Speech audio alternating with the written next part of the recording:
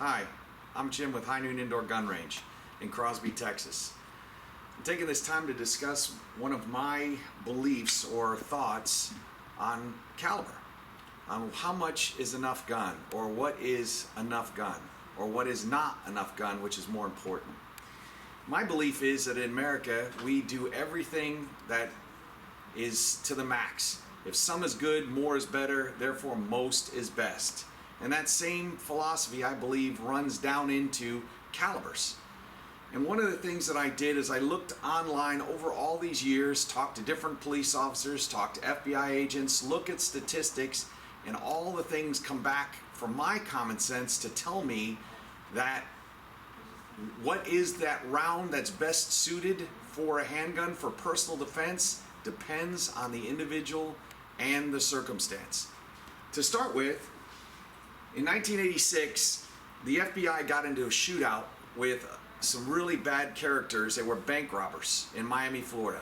And the problem with that is that they went to the bank. What happened is the robbers had been robbing the bank they'd robbed 3 or 4 banks and basically murdered the security guards that were bringing the money out to the trucks. Murdered them.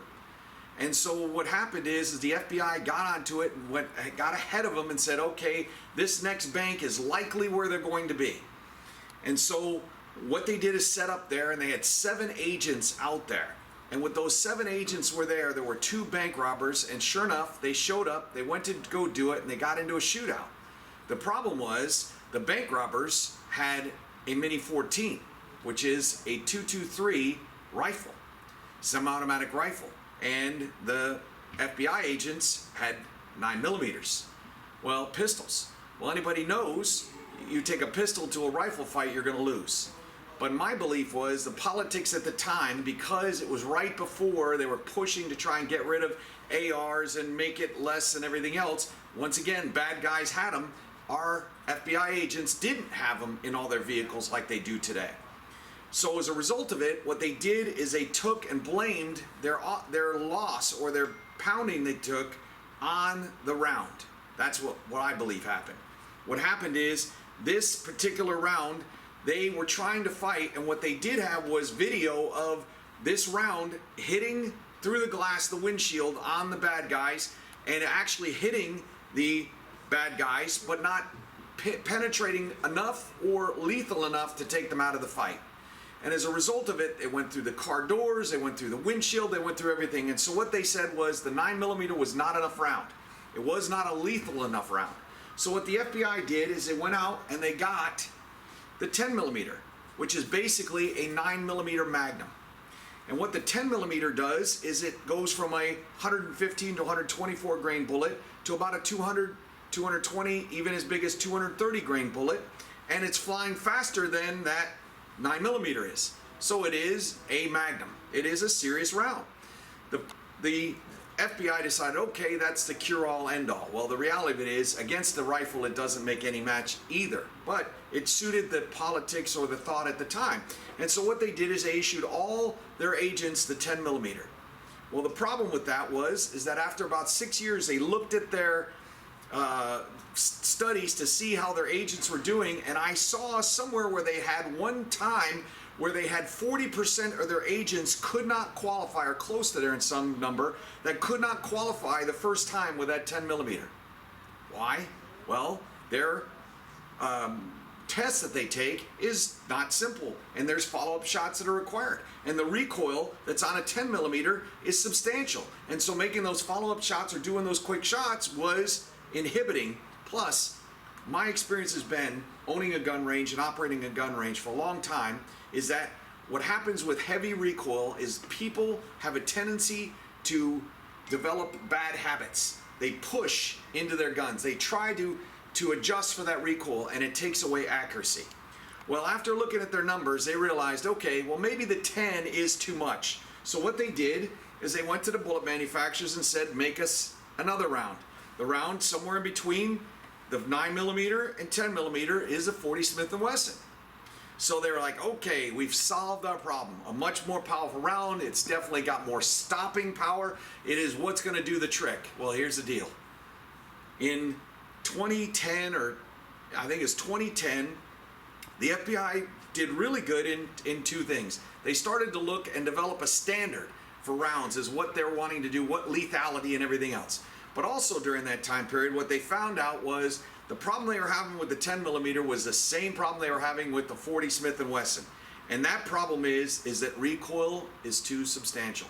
And that substantial recoil was making for bad habits. It was making for tough follow-up shots. And so the reality of it is they realized, hey, wait a minute.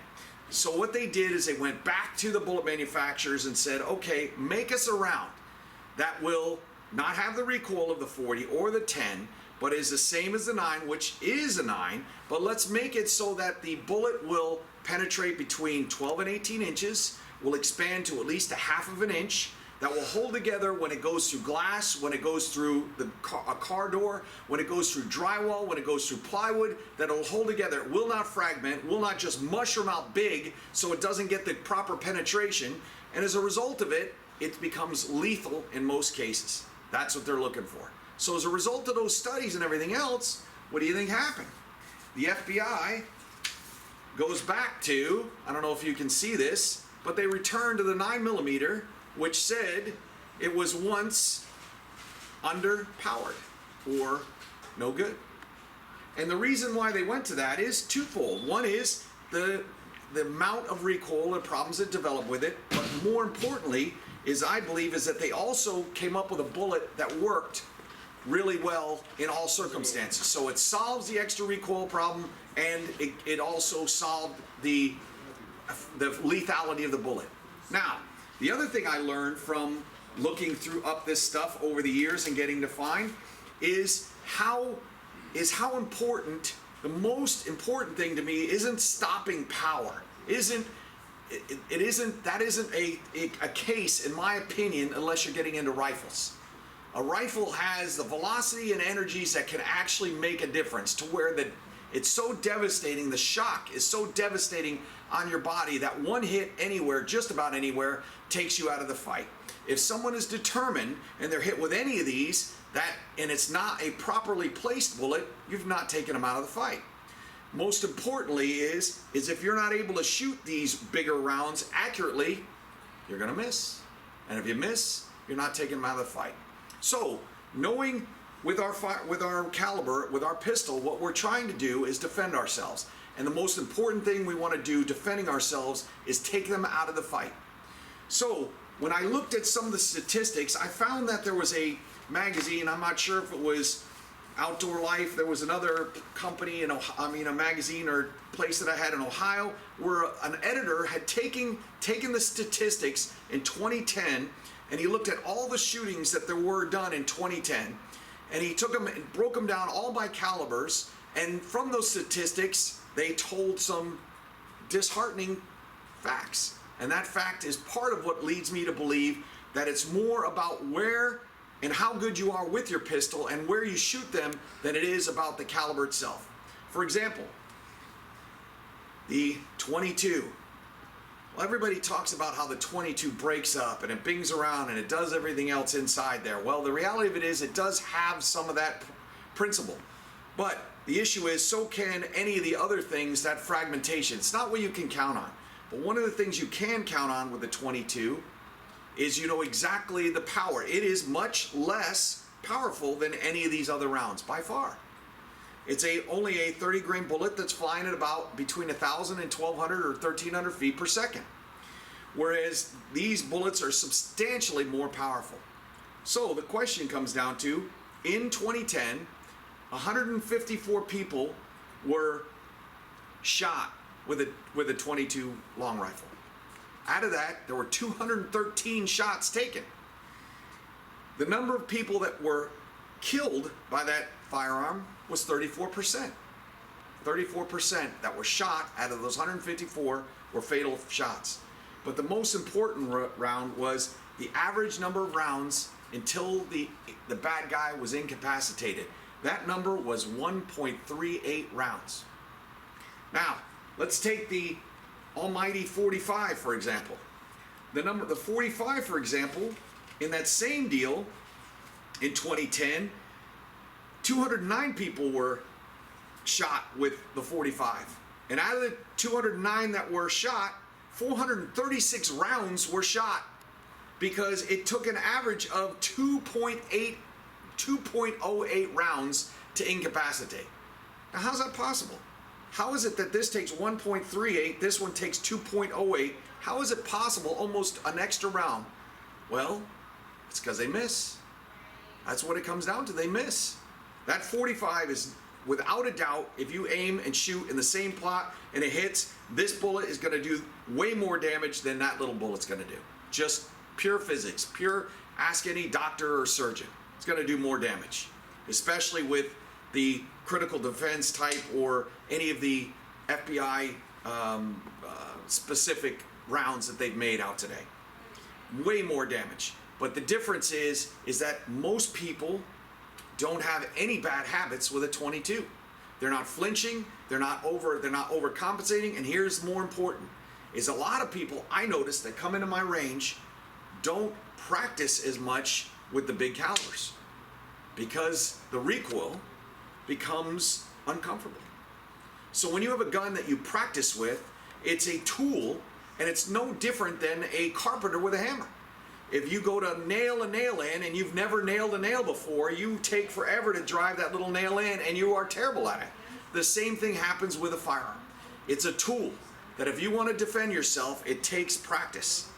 So as a result of it, my belief that you can go is getting the caliber that you can use. Not that is, everybody always looks to, she's saying use the biggest caliber you can handle. Well, that's a mistake because what most people can handle is any caliber. The problem is they can't handle it well. So the key criteria is, or my belief is, get the one you're most comfortable with. And most folks, the way that the 9mm works with the semi-automatic pistols and the larger frame guns, that is the round that is most comfortable. So those are my 2 cents on the differences and what you have with it. Give us your thoughts when you see it as well. Thanks for listening.